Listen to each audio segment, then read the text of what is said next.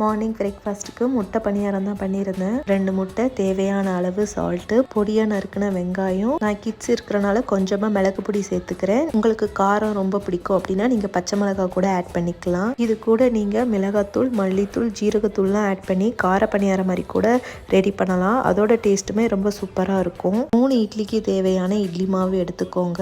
எல்லாத்தையும் நல்லா மிக்ஸ் பண்ணிவிட்டு பணியாரக்குழியில் ஊற்றி எடுத்துருங்க.